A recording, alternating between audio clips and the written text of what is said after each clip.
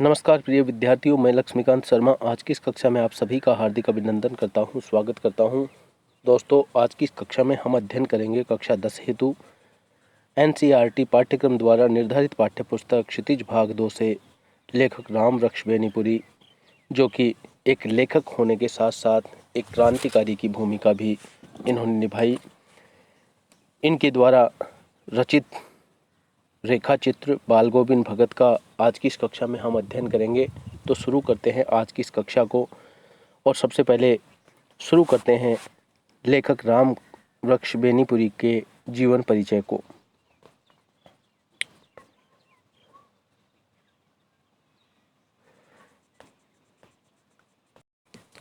तो शुरू करते हैं आज की अपनी ये कक्षा।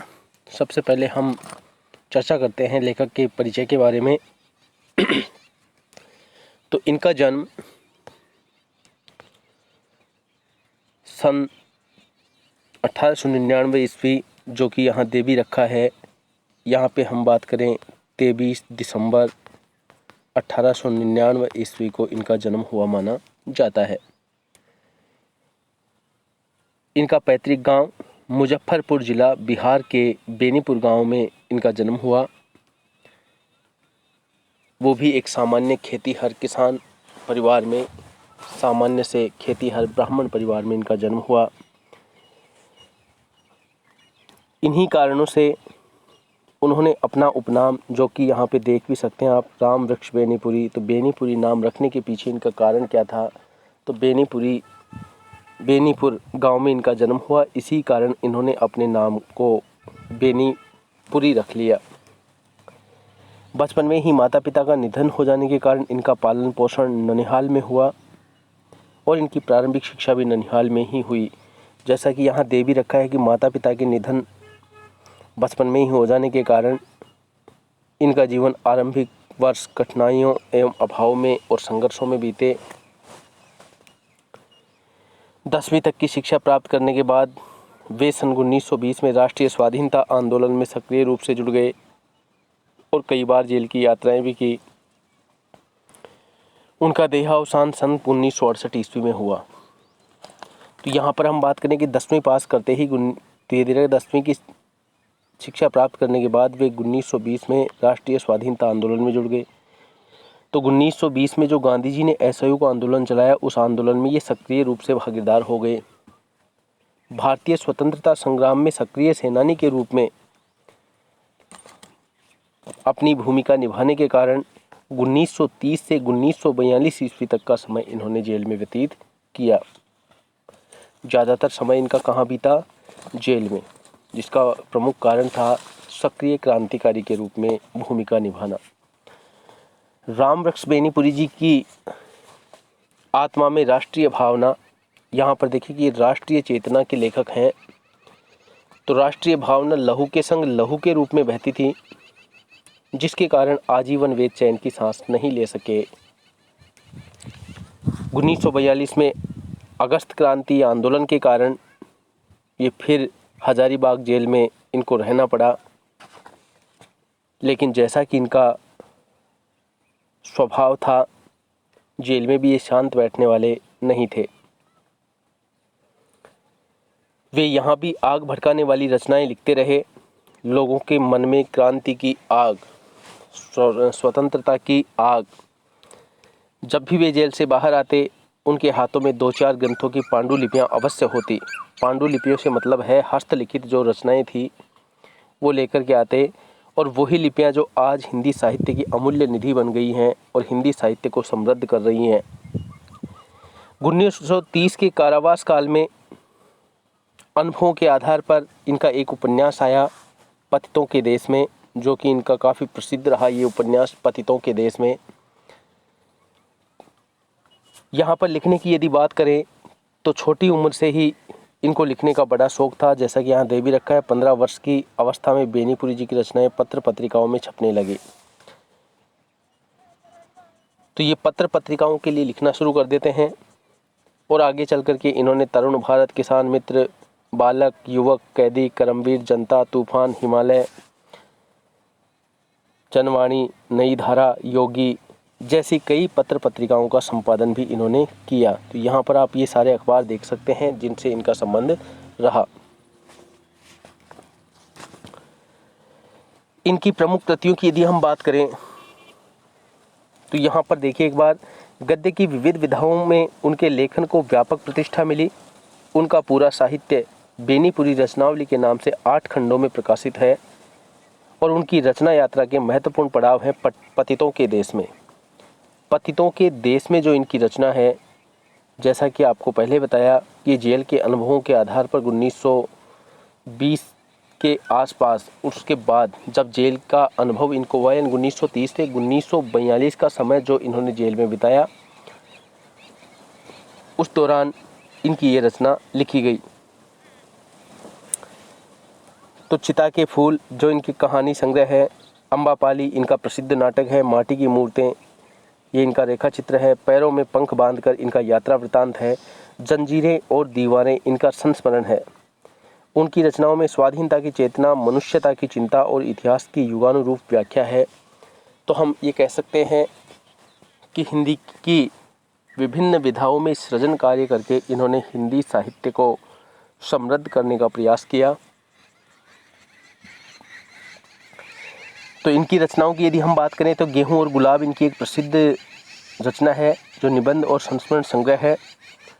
निबंध भी हम इसको कह सकते हैं, संस्मरण भी कह सकते हैं, लेकिन मूल रूप से ये निबंध की कृति है और 1948 से 50 के समय के दौरान इन्होंने ये रचना लिखी। इनकी एक रचना है वंदे वाणी विनाय को, पतितों के देश में इनका उपन्यास है। तो ये वंदे वाणी विनाय को जो इनकी रचना है, ललित गद्य की रचना है। चिता के फूल जो 1930 से 1932 के दौरान लिखी गई कहानी संग्रह है इनका। माटी की मूर्तें 1941 से 45 के बीच में ये लिखी गई जो रेखा चित्र है। अम्बापाली नाटक जो कि 1941 से 46 के बीच में लिखा गया। ये सभी विशेष रूप से प्रसिद्ध रहे। बेनीपुरी जी के भीतर एक बेचैन कवि, एक बेचैन चिंतक, एक बेचैन क्रांतिकारी और एक निर्भीक योद्धा सभी एक साथ निवास करते थे। तो ये स्वभाव से इनकी विशेषताओं को हम यहाँ पर देख सकते हैं। 1999 में भारतीय डाक सेवा द्वारा बेनीपुरी जी के सम्मान में भारत का भाषाई सौहार्द मनाते हुए डाक टिकट जारी किया, जो इनके लिए बहुत बड़ा सम्मान था। इनकी भावनाओं के प्रति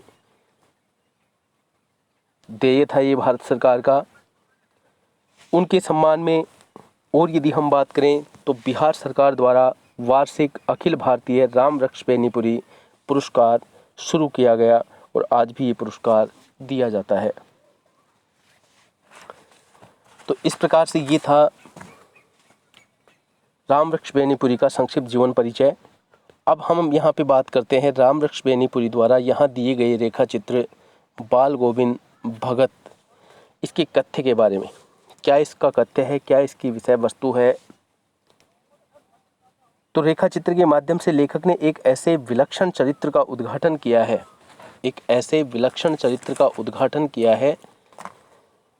जो मनुष्यता, लोक संस्कृति और सामूहिक चेतना का प्रतीक है।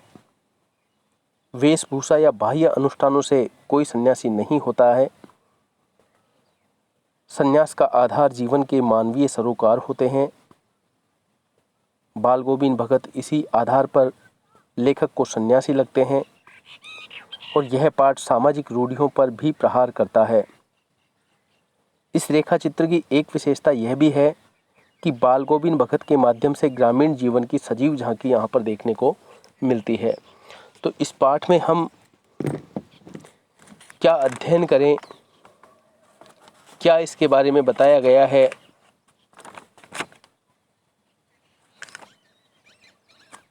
कहाँ लेखक ने रूढ़ियों का जिक्र किया है, ये सभी बातें अब इस पाठ में हम अध्ययन करेंगे। फिर भी यहाँ पर यदि हम बात करें तो बाल गोविंद भगत रेखा चित्र जो यहाँ पर दिया गया है, इसके माध्यम से लेखक मूल रूप से कहना क्या चाहता है, क्या संदेश इस पाठ के माध्यम से देना चाहता है, इस बात पर सबसे पहले हमें चर्चा करनी है। तो बाल गोविंद भगत रेखा चित्र के माध्यम से लेखक एक ऐसे विलक्षण चरित्र का उद्घाटन करता है जो मनुष्यता, लोक संस्कृति और सामूहिक चेतना का प्रतीक है। लेखक यह बताना चाहता है कि बाह्य वेशभूषा या बाह्य अनुष्ठानों से कोई भी व्यक्ति सन्यासी नहीं होता है। सन्यास का आधार जीवन के मानवीय सरोकार होते हैं। इसके साथ ही कोई जाति से ऊंचा होता है और कोई ने नीचा होता है, अर्थात जाति का इसमें किसी प्रकार का कोई मूल्य नहीं है। जाति बड़ी नहीं है, अपने कर्मों से व्यक्ति ऊंचा या बड़ा होता है। मृत्यु को दुख का कारण न मान करके उत्सव का ही आधार मानना चाहिए, क्योंकि यह परमात्मा आत्मा से मिलन का समय होता है। इस पाठ में आप देख सकते हैं कि सामाजिक रूढ़ियों पर प्रहार किया गया है। तो विधवा विवाह के समय विधवा विवाह को समय के आधार पर महत्व देना चाहिए, ये बात, जैसा कि स्वयं बाल गोविंद भगत अपनी पुत्र वधू के दूसरे विवाह का समर्थन करते हैं। इस प्रकार से इस पाठ को हम समझ सकते हैं। अब हम शुरू करते हैं अपना ये आज का अध्याय। तो आशा है आपको पूरी रुचि के साथ पढ़ने का आनंद प्राप्त होगा। शुरू करते हैं आज की अपनी ये कक्षा। सबसे पहले बाल गोविंद भगत का शारीरिक स्वरूप यहाँ पर दिया गया है कि बाल गोविंद भगत मझोले कद के गोरे चिट्टे आदमी थे। कद इनका ज़्यादा बड़ा नहीं था, मझले कद के थे, रंग इनका साफ था, उम्र 60 के ऊपर रही होगी। बाल पक गए थे, सफ़ेद हो गए थे सारे बाल। दाढ़ी लंबी या जटाजूट तो वो नहीं रखते थे, किंतु हमेशा उनका चेहरा सफ़ेद बालों से ही जगमग किए रहता था। आगे प्रश्न भी दे रखा है बाल गोविंद भगत के स्वरूप को लेकर के कि वो कैसा उनका स्वरूप था। तो यहाँ पर हमें इस पैराग्राफ में ये सब चीज़ें ध्यान रखनी है। कपड़े बिल्कुल कम पहनते थे, कमर में एक लंगोटी मात्र और सिर में कबीर पंथियों की सी कनफटी एक टोपी पहनते थे। जब जाड़ा आता एक काली कमली ऊपर से ओढ़े रहते। मस्तक पर हमेशा चमकता हुआ रामानंदी चंदन, जो नाक के एक छोर से ही औरतों के टीके की तरह शुरू होता। गले में तुलसी के जड़ों की एक बेडोल सी माला बांधे रहते, अनगढ़ माला जिसको हम कहें।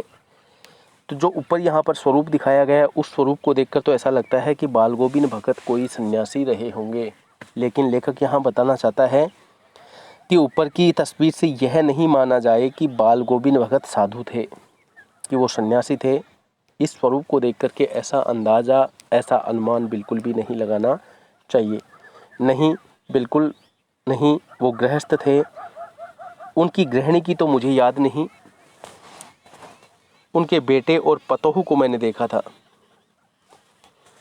थोड़ी खेतीबाड़ी भी थी और एक अच्छा साफ सुथरा उनका मकान भी था। यहाँ से अब लेखक बाल गोविंद भगत के रेखा चित्र को प्रस्तुत करता है, ध्यान देंगे। किंतु खेतीबाड़ी करते, परिवार रखते भी बाल गोविंद भगत साधु थे। साधु की तरह सब परिभाषाओं में खरे उतरने वाले, कबीर को साहब मानते थे, उन्हीं के गीतों को गाते थे, उन्हीं के आदेशों पर चलते, कभी झूठ नहीं बोलते, खराब व्यवहार रखते, किसी से दो टूक बात करने में संकोच नहीं करते। तो दो टूक बात करना यहाँ पर मुहावरे का प्रयोग है, और भी कई मुहावरों का प्रयोग आप इस पाठ में देखेंगे। तो दो टूक बात करना मतलब साफ साफ शब्दों में बात कहना। तो साफ साफ कहने में बिल्कुल भी हिचकिचाते नहीं थे, न किसी से खामखा झगड़ा मोल लेते, किसी की चीज़ नहीं छूते और बिना पूछे व्यवहार में भी उसको नहीं लेते थे। इस नियम को कभी कभी इतनी बारीकी तक ले जाते थे कि लोगों को आश्चर्य होता था। कभी वह दूसरे के खेत में सोच के लिए भी नहीं बैठते। नित्य क्रियाओं से निवृत्त होने के लिए वो कभी दूसरे के खेत में जाकर के नहीं बैठते, सोच आदि नहीं करते। वह गृहस्थ थे, लेकिन उनकी सब चीज़ें साहब की थी। जो कुछ खेत में पैदा होता उसे सिर पर लाद कर पहले साहब के दरबार में ले जाते, और जो उनके घर से 4 कोस की दूरी पर था। एक कबीरपंथी मठ से, मतलब वह दरबार में भेंट के रूप में रख दिया जाकर के, और प्रसाद के रूप में जो उन्हें मिलता उसे घर लाते और उसी से अपना जीवन यापन करते, अपनी उसी से गुजर चलाते। तो इस पैराग्राफ को लेकर के यदि हम एक प्रश्न करें कि बाल गोविंद को गृहस्थ होते हुए भी भगत साधु कहना कहाँ तक उचित होगा? क्या आप उसको सन्यासी नहीं कह सकते हैं, लेकिन गृहस्थ होते हुए भी हम उसको भगत और एक साधु के रूप में कह सकते हैं, तो क्या ये उचित होगा? तो इसका उत्तर आप दे सकते हैं कि बाल गोविंद भगत गृहस्थ थे, लेकिन उनका समस्त व्यवहार एवं सोच भक्तों और साधुओं के जैसी थी। वे भक्तों की तरह अपने साहब पर असीम श्रद्धा रखते थे। इसके साथ ही वे साधुओं की तरह किसी भी चीज़ को कभी भी नहीं छूते थे। वे सबसे सच्चा और खरा व्यवहार करते थे। उनके मन में किसी के प्रति मोह नहीं था। इन आधारों पर उन्हें भगत साधु कहना सर्वथा उचित होगा, तो ये हम इसमें कह सकते हैं। यहाँ पर यदि आप देखें कि जो कुछ भी उन्हें मिलता है, तो जो कुछ पैदा होता उसे कबीरपंथी मठ में ले जाकर के भेंट के रूप में रख दिया, और प्रसाद के रूप में जो उन्हें मिलता उसे घर ले आते और अपना जीवन यापन करते। तो प्रश्न यहाँ पर यदि हम करें कि बाल गोविंद भगत अपनी खेती की पैदावार को कहाँ और क्यों लेकर जाते थे, कबीरपंथी मठ क्यों लेकर के जाते थे, इसका अगर उत्तर ले तो यह साहब का दरबार था और बाल गोविंद भगत कबीर को साहब मानता था।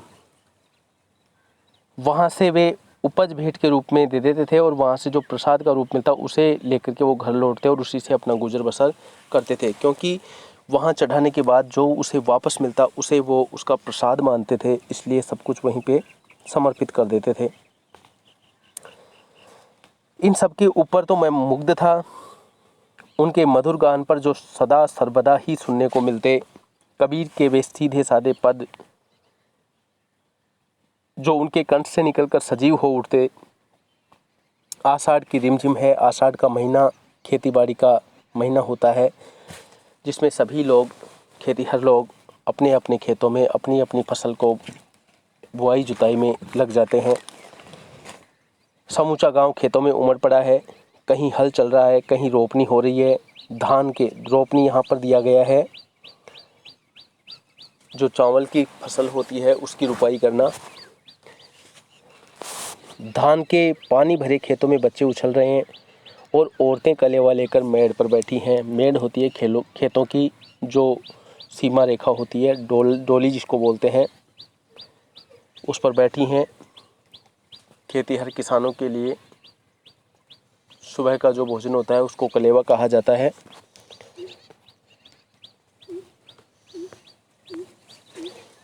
आसमान बादलों से घिरा, धूप का नाम नहीं, ठंडी पुरवाई चल रही है। पुरवाई का मतलब होता है ठंडी पूर्व से चलने वाली हवा। तो ठंडी पुरवाई मतलब ठंडी ठंडी पूर्व से चलने वाली हवा वो चल रही है। ऐसे ही समय आपके कानों में एक स्वर तरंग झनकार सी कर उठती है। यह क्या है, यह कौन है, यह पूछना नहीं पड़ेगा। बाल गोविंद भगत समूचा शरीर कीचड़ में लथेड़े अपने खेत में रोपनी कर रहे हैं।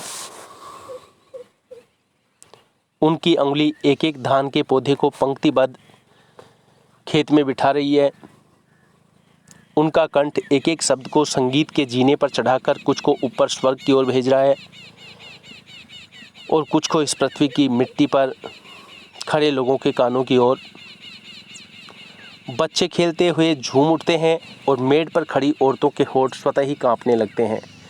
यानी बाल गोविंद भगत जैसे ही अपना संगीत शुरू करते हैं, गाना शुरू करते हैं, सभी कुछ ना कुछ प्रतिक्रिया करने लगते हैं।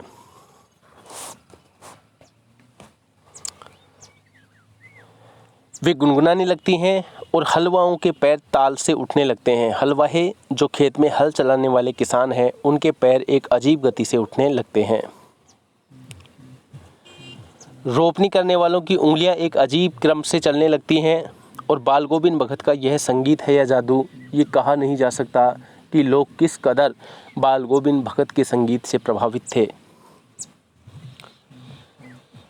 भादों की वह अंधेरी अर्धरतिया, अर्धरतिया मतलब आधी रात, भादों के महीने की वो आधी रात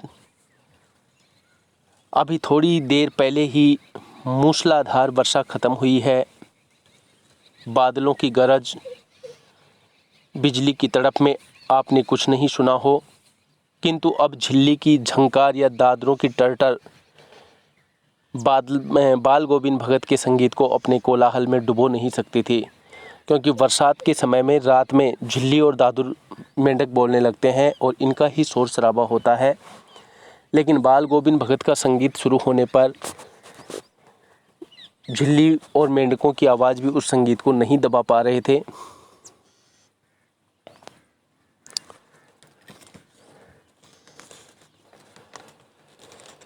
उनकी खंजड़ी डिमक डिमक बज रही थी और वो गा रहे हैं, गोदी में पियवा चमक उठे सकिया चिहुक ना उठे। पियवा का अर्थ होता है पिया और चिहुक का अर्थ होता है खुशी से चिल्ला पड़ना। चिहुक का अर्थ होता है खुशी से चिल्ला पड़ना। तो यहाँ पर ये पद गाते हैं और इस पद को सुनकर के लोगों की क्या प्रतिक्रिया थी देखेंगे आप कि हाँ, पिया तो गोद में ही है, किंतु वह समझती है, वह अकेली है, चमक उठती है, चिहुक उठती है, प्रसन्नता से चिल्लाने लगती है। उसी भरे बादलों वाले भादों की आधी रात में उसका यह गाना अंधेरे में अकस्मात कौंध उठने वाली बिजली की तरह किसे नहीं चौंका देता। अरे अब सारा संसार निस्तब्धता में सोया हुआ है। रात का समय, सारा संसार मौन शांति से सोया हुआ है, लेकिन बाल गोविंद भगत का संगीत जाग रहा है और वो गा रहे हैं कि तेरी गठरी में लागा चोर। जो पंक्ति यहाँ पर दी गई है, तेरी गठरी में लागा चोर मुसाफिर जाग जरा। अब इस प्रश्न को लेकर के हम ये भी ले सकते हैं कि तेरी गठरी में लागा चोर मुसाफिर जाग जरा पंक्ति का आशय स्पष्ट कीजिए, या पंक्ति के माध्यम से लेकर क्या कहना चाहता है। तो यहाँ पर यदि हम बात करें, तेरी गठरी में लागा चोर मुसाफिर जाग जरा, कथन का आशय यही है कि मनुष्य तेरे अमूल्य जीवन में से, तेरी गठरी में लागा चोर कि तेरे अमूल्य समय, अमूल्य जीवन का जो समय है उसमें धीरे धीरे समय कम होता जा रहा है। जीवन रूपी गठरी को मौत रूपी ठग चुरा कर ले जा रहा है। इसलिए तू समय रहते जाग जा, अर्थात ईश्वर का भजन कर ले, नहीं तो ये तेरा सारा का सारा जीवन ऐसे ही व्यर्थ चला जाएगा। ये बात यहाँ पर इस पंक्ति के माध्यम से स्पष्ट की गई है। तो यहाँ पर अब हम देखते हैं आगे, कार्तिक आया नहीं कि बाल गोविंद भगत की प्रभातियाँ शुरू हुई। प्रभाती होती है सुबह सुबह गाए जाने वाले भजन। तो पूरे कार्तिक मास बाल गोविंद भगत की प्रभातियाँ चलती। और कार्तिक मास ही क्यों, कार्तिक मास से ये शुरू होती और फागुन के महीने तक लगातार, तो कार्तिक, माघशीर्ष, पौष, माघ, फाल्गुन, 4 महीने का लंबा समय ये प्रभातियों के साथ बिताते। और इन दिनों वह सवेरे ही जल्दी उठते, न जाने किस वक्त जगकर वह नदी स्नान को जाते, जो कि गांव से 2 मील की दूरी पर थी।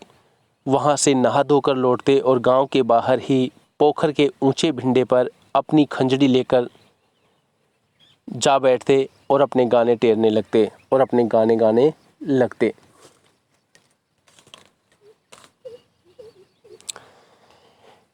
अब यहाँ पर देखेंगे कि मैं शुरू से ही देर तक सोने वाला हूँ, किंतु एक दिन माघ की उस दांत किटकिटाने वाली भोर में भी उसका संगीत मुझे पोखर पर ले गया। अभी आसमान के तारों के दीपक बुझे नहीं थे। हाँ, पूर्व में लोही जम गई थी। लोही जमना मतलब हल्की लालिमा आ जाना, जिसकी लालिमा को शुक्र तारा और भी बढ़ा रहा था। खेत, बगीचा, घर सब पर कुहासा छा रहा था, कोहरा छा रहा था। सारा वातावरण अजीब रहस्य से ढका हुआ मालूम पड़ता था, आवृत मालूम पड़ता था। उस रहस्यमय वातावरण में एक कुश की चटाई पर पूर्व की ओर मुँह किए काली कमली ओढ़े बाल गोविंद भगत अपनी खंजड़ी लिए बैठे थे। उनके मुंह से शब्दों का तांता लगा था। तांता लगना भी मुहावरा है, एक के बाद एक लगातार उनकी उंगलियां खंजड़ी पर लगातार चल रही थी और गाते गाते वो इतने मस्त हो जाते थे, इतने सुरूर में आ जाते थे, इतने उत्तेजित हो उठते थे कि मालूम होता अब खड़े हो जाएंगे। कमली तो बार बार सिर से नीचे सरक जाती। मैं जाड़े से कपकपा रहा था, किंतु तारे की छाँव में भी उनके मस्तक के श्रम बिंदु जब तब चमक ही पड़ते। श्रम बिंदु का अर्थ होता है पसीने की बूंदें। इतनी भयंकर, इतनी दांत किटकिटाने वाली सर्दी में भी उनके माथे पर पसीने की बूंदें देखी जा सकती थी। तो यहाँ पर अब इस पैराग्राफ में से हम एक प्रश्न ले सकते हैं कि बाल गोविंद भगत की कार्तिक मास से फागुन मास तक चलने वाली प्रभातकालीन दिनचर्या पर आप प्रकाश डालिए। तो आप डाल सकते हैं। बाल गोविंद भगत कार्तिक मास से फागुन मास तक सुबह जल्दी उठकर नदी स्नान को जाया करते थे, जो कि इस पैराग्राफ में दे रखा है, आप सब कर सकते हैं। नदी उनके घर से 2 मील की दूरी पर थी। वे स्नान करने के बाद वहां से लौटते और गांव के बाहर ही पोखर के ऊंचे भिंडे पर अपनी खंजरी लेकर बैठ जाते और वहीं पर अपने गाने शुरू कर देते। ये आप इसमें देख सकते हैं। अब यहाँ पर यदि हम बात करें कि गाते गाते बाल गोविंद भगत की क्या दशा हो जाती थी, क्या स्थितियाँ हो जाती थी, तो यहाँ पर देखते हैं कि वो गाते गाते इतने मस्त हो जाते थे, इतने सुरूर में आ जाते, इतने उत्तेजित हो उठते थे कि मालूम होता कि अब खड़े हो जाएंगे। ये आप यहाँ पर देख करके बता सकते हैं, इसमें समझ सकते हैं। अब आगे हम बढ़ते हैं।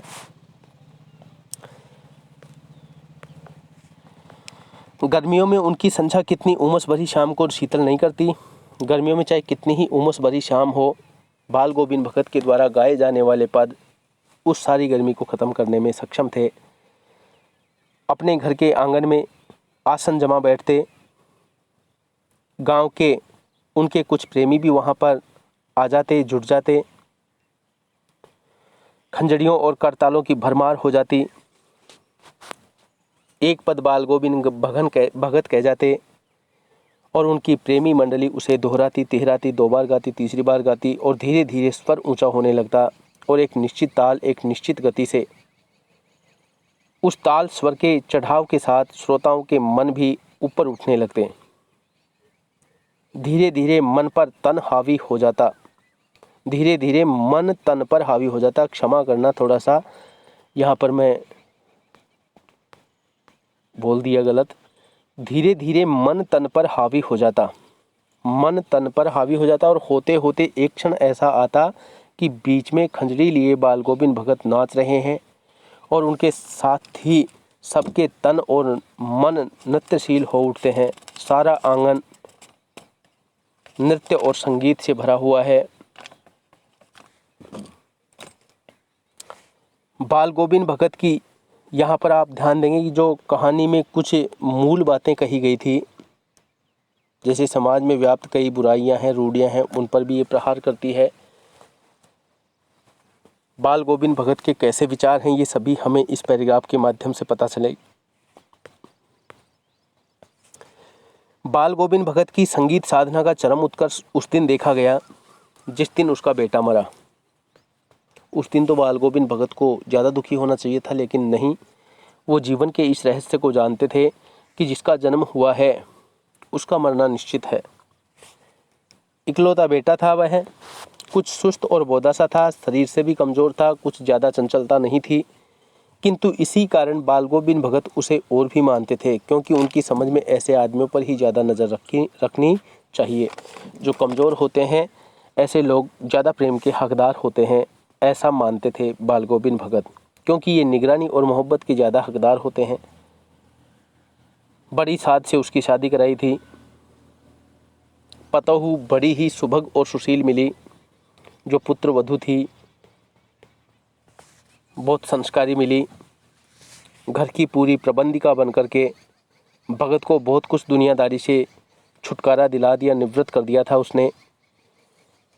उनका बेटा बीमार है, इसकी खबर रखने की लोगों को कहाँ फुर्सत।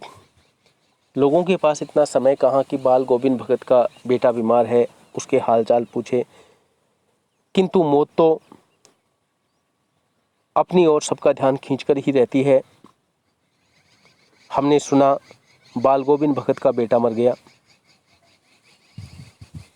कौतूहलवश उनके घर गया, देख करके दंग रह गया।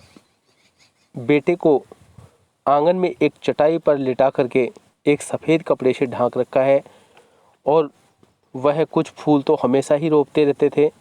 उन फूलों में से कुछ तोड़कर उस पर बिखरा दिए हैं और फूल और तुलसी दल भी, और उसके सिरहाने एक दीपक जला दिया है।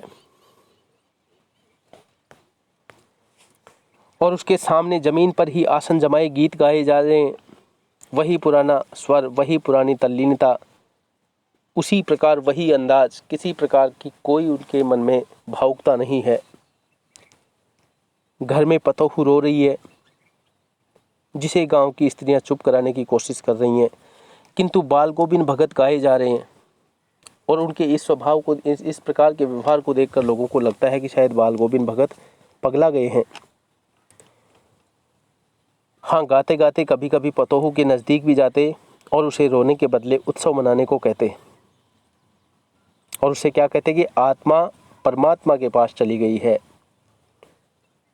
विरहिणी अपने प्रेमी से जा मिली है, भला इससे बढ़कर आनंद की और कौन सी बात हो सकती है।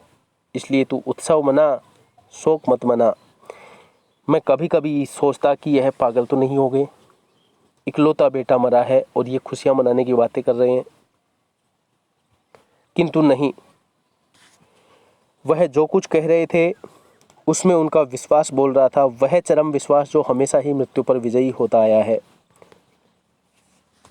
क्योंकि बाल गोविंद भगत इस अंतिम सत्य को, इस शाश्वत सत्य को मानते थे कि जिसका जन्म हुआ है उसकी मृत्यु निश्चित है, अटल है। बेटे के क्रियाक्रम में तूल नहीं किया, पतोहू से ही आग दिलवाई, किंतु जो ही श्राद्ध की अवधि पूरी हो गई, पतोहू के भाई को बुलाकर उसके साथ कर दिया, यह आदेश देते हुए कि इसकी दूसरी शादी कर देना। इधर पतोहू रो रो कर कहती कि मैं चली जाऊंगी तो बुढ़ापे में कौन आपके लिए भोजन बनाएगा, आप तो बिल्कुल अकेले पड़ जाएंगे, कौन आपकी देखभाल करेगा, कौन आपको एक चुल्लू भर पानी भी देगा। मैं पैर पड़ती हूँ, मुझे अपने चरणों से अलग मत कीजिए। उसकी पतोहू बड़ी सुलक्षणी थी, इसीलिए तो वो बार बार बाल गोविंद भगत के सामने गिड़गिड़ाती है कि बुढ़ापे में वो उसकी देखभाल कर सके। लेकिन भगत का निर्णय अटल था। वो कह रहे थे कि तू जा, लेकिन वो नहीं मान रही थी। तो उन्होंने अंतिम बार क्या कहा कि तू जा, नहीं तो मैं ही इस घर को छोड़कर चल दूंगा। यह थी उनकी आखिरी दलील, और इस दलील के आगे बेचारी की क्या चलती। दलील का अर्थ होता है तर्क। ये बाल गोविंद भगत का आखिरी तर्क था, और ये तर्क इतना प्रबल और दृढ़ था, इतना मजबूत था कि इस तर्क के आगे उस बेचारी की एक नहीं चली। बाल गोविंद भगत की मौत भी उन्हीं के अनुरूप हुई। कैसे हुई उनकी मौत? हर वर्ष गंगा स्नान करने वो जाते थे। स्नान पर उतनी आस्था नहीं रखते जितना संत समागम और लोक दर्शन पर उनकी आस्था होती। पैदल ही जाते। करीब 30 कोस पर गंगा थी। साधु को संबल लेने का क्या हक? 30 कोस की दूरी वो पैदल जाना और पैदल वापस आना। और फिर देखिए यहाँ पर कि साधु को संबल लेने का क्या हक है, सहारा लेने का क्या अधिकार है उनको, और गृहस्थ किसी से भिक्षा क्यों मांगे? इसलिए घर से खाकर चलते तो फिर घर पर ही लौट कर खाते, चाहे रास्ते में उनको 4 दिन लगे, 5 दिन लगे, जो भी समय लगे। रास्ते भर खंजरी बजाते गाते, जहाँ प्यास लगती पानी पी लेते, और 4-5 दिन आने जाने में लगते। किंतु इस लंबे उपवास में भी वही मस्ती। अब बुढ़ापा आ गया था, किंतु टेक वही जवानी वाली थी। इस बार लौटे तो तबीयत कुछ सुस्त थी। खाने पीने के बाद भी तबीयत नहीं सुधरी, थोड़ा बुखार आने लगा, किंतु नेम व्रत तो छोड़ने वाले वे थे नहीं। वही दोनों जून गीत, संध्या स्नान, खेतीबाड़ी देखना। दिन दिन कमज़ोर होने लगे, छींचने लगे। छींचने लगने का अर्थ होता है कमज़ोर होना। लोगों ने नहाने धोने से मना कर दिया कि आप नहाना धोना बंद कर दीजिए। आराम करने के लिए कहा, किंतु हंसकर टालते रहे। सभी बातों को हंसकर टाल देते। उस दिन भी संध्या में गीत गाए, किंतु मालूम होता जैसे तागा टूट गया हो। तागा टूट जाना, यहाँ पर फिर मुहावरे का प्रयोग आप देख सकते हैं। संबंध टूट जाना, अलग हो जाना, तो जैसे उनके प्राणों का संबंध उनके शरीर से छूट चुका है। माला का एक एक दाना बिखरा हुआ। भोर में लोगों ने गीत नहीं सुना। जाकर देखा तो बाल गोविंद भगत नहीं, सिर्फ उनका पंजर शरीर पड़ा है। उनका एक निष्क्रिय शरीर मात्र वहाँ पर पड़ा है। बाल गोविंद भगत अब इस संसार को छोड़ करके जा चुके थे।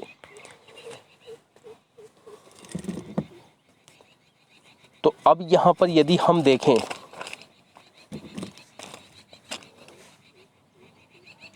कि पुत्र की मृत्यु के अवसर पर भी भगत का व्यवहार सामाजिक मान्यताओं के प्रति उनके विरोध को दर्शाता है। कैसे, टिप्पणी कीजिए। सामाजिक मान्यता है कि घर में मृत्यु का होना सबसे दुखद घटना होती है। आप देख सकते हैं लास्ट का जो पैराग्राफ आया उसमें सबसे दुखद घटना होती है। उस पर भी इकलौते बेटे की मृत्यु, जब उसका पुत्र भी अकेला हो, इससे बड़ा और कौन सा दुख हो सकता है। ऐसी घटना घटित होने पर भी बाल गोविंद भगत उत्सव मनाकर समाज की मान्यता का विरोध कर रहे हैं। यह उचित नहीं है। उनका यह मानना कि पुत्र की मृत्यु ईश्वर मिलन का सुनहरा अवसर है, यह ठीक है, लेकिन समाज में रहते हुए इस तरह खुशी नहीं मनाई जानी चाहिए। इस बात से हो सकता है कि आप सहमत हों, आप अपने तर्क दे सकते हैं, क्योंकि ये खुशी मनाने का समय तो शायद नहीं है। यहाँ पर यदि हम बात करें कि पतोहू भगत जी से अलग होते समय क्या चिंता प्रकट कर रही थी, आपने देखा तो यहाँ पर ये प्रश्न भी दे रखा होगा। तो प्रश्नों को एक बार देख ही लेते हैं। इसके पहला प्रश्न दे रखा है, खेती से जुड़े गृहस्थ बाल गोविंद अपनी किन चारित्रिक विशेषताओं के कारण साधु कहलाते थे। क्या क्या विशेषताएं थी उनमें जिनके कारण वो साधु कहलाते थे। तो यहाँ पर कर सकते हैं, बाल गोविंद भगत साधु जैसा जीवन व्यतीत करते थे। उनका जीवन सरल था। शुरू में भी आपको बताया, आप वहाँ पे देख सकते हैं, वो बहुत कपड़े कम पहनते थे। वे अपना जीवन साहब को समर्पित किए हुए थे। उनके जो कुछ भी पैदा होता उसे साहब के मठ में ले जाते और प्रसाद स्वरूप जो उन्हें मिलता उसी से वो जीवन बसर करते। इस प्रकार से उनके स्वरूप को देख करके हम कह सकते हैं। दूसरे प्रश्न की यदि बात करें, भगत की पुत्र वधू उन्हें अकेले क्यों नहीं छोड़ना चाहती थी, तो यहाँ पर ये वही प्रश्न है, क्योंकि भगत की पुत्र वधू यह वाली बात ही जानती थी कि पुत्र की मृत्यु के बाद अब वे अकेले हो गए हैं। उनकी सेवा या देखभाल करने वाला उसके अलावा अब कोई नहीं रहा है। अब वे वृद्ध भी हो चुके हैं, इसलिए वे अब अपने खाने पीने और स्वास्थ्य की ओर ध्यान नहीं दे पाएंगे। ऐसी परिस्थिति में उन्हें अकेला छोड़ना ठीक नहीं है। इसलिए सेवा भाव से पूरित होकर के वह शेष अपना वैविध्य जीवन उनके चरणों की छाया में ही बिताना चाहती है। तीसरे प्रश्न की बात करें तो ध्यान देंगे, भगत ने अपने बेटे की मृत्यु पर अपनी भावनाएं किस तरह व्यक्त की। भगत ने अपने बेटे की मृत्यु पर शोक न व्यक्त कर आनंद की अनुभूति की, क्योंकि उन्होंने माना कि संसार में ईश्वर की इच्छा ही सर्वोपरि है। इसलिए आत्मा का परमात्मा से मिलन शुभ है। ये विचार किसके हैं? बाल गोविंद भगत के।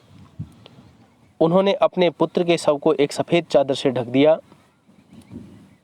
कुछ फूल उस पर बिखेर दिए और एक दीपक उसके सिरहाने जला दिया। वे उसके सामने ज़मीन पर आसन लगाकर बैठ गए और तल्लीन होकर गीत गाने लगे। इसके साथ ही उन्होंने अपनी विलाप करती हुई पतोहू को भी उत्सव मनाने के लिए कहा। चौथे प्रश्न की यदि बात करें, भगत के व्यक्तित्व और उनकी वेशभूषा का अपने शब्दों में चित्र प्रस्तुत कीजिए। अपने शब्दों में जो हमने पाठ पढ़ा उस पाठ के आधार पर हम कैसा शब्द चित्र खींच सकते हैं। तो शुरू में ही देख सकते हैं कि वे 60 साल से ऊपर के हैं, गोरे चिट्टे हैं, मझोले कद के हैं, उनका चेहरा सफ़ेद बालों से ढका हुआ है। ये जो बातें आई हैं शुरू के पैराग्राफ में, यहाँ से आप ये सब बातें लिख सकते हैं। बाल गोविंद भगत की दिनचर्या लोगों के अचरज का कारण क्यों थी? यहाँ पर यह प्रश्न ध्यान देने योग्य है। बाल गोविंद भगत की दिनचर्या लोगों के अचरज का कारण क्यों थी? क्योंकि वह एक बंधे बंधाए डर्रे पर चलती थी। उनकी दिनचर्या सरल, सादगी और निस्वार्थ से भरी हुई थी। वे प्रातःकाल उठकर 2 मील दूर स्थित नदी में स्नान करने के लिए जाते थे। वापस आने पर वे गांव के बाहर स्थित पोखर के ऊंचे भिंडे पर अपनी खंजरी लेकर बैठ जाते और प्रभु भक्ति के गीत गाने लगते थे। उनकी दिनचर्या माघ की सर्दी में भी नहीं डटती थी और आसमान के तारों के दीपक भी नहीं बुझे कि काली कमली ओढ़े बाल गोविंद भगत खंजरी लेकर बैठ जाते थे ईश्वर के गीत गाने के लिए। इसलिए हम यहाँ पर ये कह सकते हैं कि लोगों के आश्चर्य का कारण था। पाठ के आधार पर बाल गोविंद भगत के मधुर गायन की विशेषताएं यहाँ पर पूछी जा सकती हैं। तो शुरू में आपने एक पैराग्राफ देखा होगा, हलवाहों के पैर एक ताल में उठने लगते हैं। खेत की मेड़ पर जो बैठी हुई औरतें हैं कलेवा लेकर आई हैं, उनके होठों में कंपन होने लगता है, वो गुनगुनाने लगती हैं, बच्चे उछल कूद करने लग जाते हैं। इस प्रकार का जो वर्णन था ये सब बाल गोविंद भगत के संगीत का ही जादू था। तो आप ये लिख सकते हैं कि बाल गोविंद भगत अपनी मनोवृत्ति के अनुसार प्रभु भक्ति में सने हुए मधुर गीत गाया करते थे। एक पद वे पहले गाते थे, उनकी भक्त मंडली, प्रेम मंडली उसे दोहराती तेहराती और धीरे धीरे उनका स्वर ऊंचा होने लगता और सभी को एक साथ आनंद का अनुभव होता। एक प्रश्न यहाँ पर ये 7वां दे रखा है, इस प्रश्न पर आप विचार करेंगे, गौर करेंगे। कुछ मार्मिक प्रसंगों के आधार पर यह दिखाई देता है कि बाल गोविंद भगत प्रचलित सामाजिक मान्यताओं को नहीं मानते।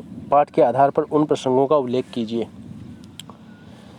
तो यहाँ पर आप पाठ में आए उन प्रसंगों का उल्लेख कर सकते हैं कि यह बात सत्य है कि बाल गोविंद भगत तत्कालीन समाज में प्रचलित मान्यताओं को नहीं मानते थे, इसलिए वो गृहस्थ छोड़ करके साधु बनने में विश्वास नहीं करते थे।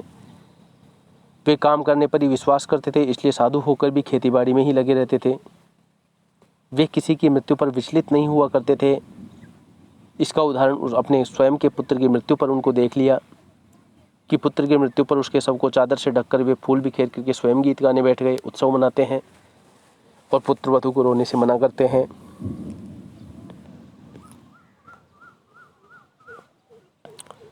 एक प्रश्न यहाँ पर 9वां दे रखा है, पाठ के आधार पर बताएं कि बाल गोविंद भगत की कबीर पर श्रद्धा किन किन रूपों में प्रकट हुई है। तो आप देख सकते हैं कि उन्होंने अपने आप को कबीर के प्रति समर्पित कर दिया था। वे कबीर को ही साहब मानते थे, कबीर के ही आदर्शों पर अपना जीवन चलाते थे, इसलिए वे गृहस्थ होते हुए भी संसार के आकर्षणों से दूर रहते थे। इसके साथ ही वे व्यवहार में भी खरे थे। दूसरी यदि विशेषता की यदि हम बात करें, दूसरे रूप की यदि बात करें, तो बाल गोविंद भगत हमेशा कबीर के ही भजन गाते थे। उनके खेत में जो कुछ भी पैदा होता था उसे वे कबीर के मठ को ही समर्पित कर देते थे और प्रसाद के रूप में जो कुछ उन्हें मिलता था उसी से वे अपना जीवन यापन करते थे। बाल गोविंद भगत ने कभी कबीर के आदेशानुसार अपनी आत्मा की आवाज़ का व्यवहार किया था। उन्होंने वही किया जो उचित और हितकारी लगा। इस प्रकार से आप कर सकते हैं। यहाँ पर लेके आपकी दृष्टि में भगत की कबीर पर अगाध श्रद्धा के क्या कारण रहे होंगे? क्या कारण रहे होंगे कि वो कबीर पर इतनी श्रद्धा रखते थे? तो शायद बाल गोविंद भगत कबीर की तरह ही सच्चे और सरल इंसान थे और वे कबीर की भक्ति से विशेष रूप से प्रभावित भी रहे होंगे। उन्हें कबीर का गृहस्थ जीवन अच्छा लगा होगा, इसलिए उन्होंने भी कबीर का अनुकरण किया। कबीर जिस प्रकार अपने कार्यों में लगे रहते थे, इसीलिए वे भी अपनी खेतीबाड़ी के कार्यों में लगे रहते थे। उन्हें कबीर की आवाज़ में सच्चाई नजर आई होगी और वे बाह्य आडंबरों से दूर रहे होंगे। इन्हीं सभी कारणों से बाल गोविंद भगत ने कबीर को अपना साहब चुना होगा। यही कारण हो सकते हैं।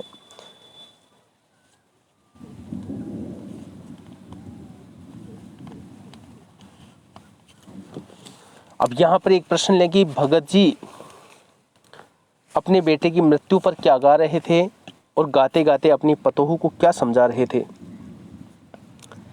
भगत जी बेटे की मृत्यु पर इसलिए गा रहे थे, क्यों गा रहे थे, क्या गा रहे थे, तो है कि तेरी गठरी में लागा चोर मुसाफिर जाग जरा। क्यों गा रहे थे? क्योंकि वे अपने बेटे की मृत्यु को एक उत्सव मान रहे थे। उनका विश्वास था कि परमात्मा ने उनकी आत्मा को अपने पास बुला लिया है। इसलिए आत्मा और परमात्मा का मिलन एक उत्सव के समान ही है।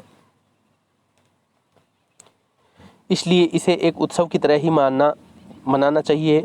उनकी पतोहू अपने पति की मृत्यु पर रोई जा रही थी, परंतु भगत जी उसे समझा रहे थे कि रो मत, यह उत्सव का दिन है, क्योंकि आत्मा परमात्मा से मिल गई है।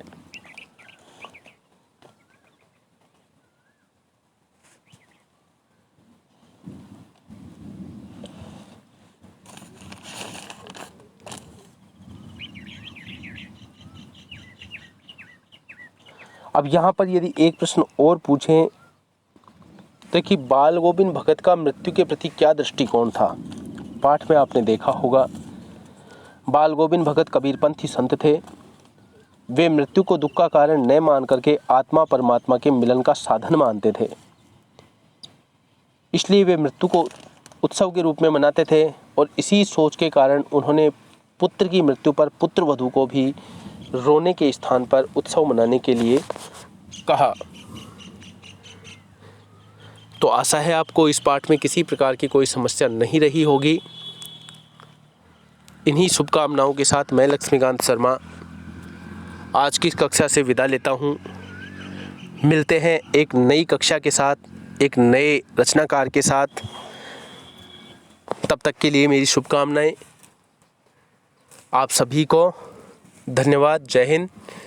मिलते हैं एक दूसरी कक्षा में फिर। तब तक के लिए नमस्कार।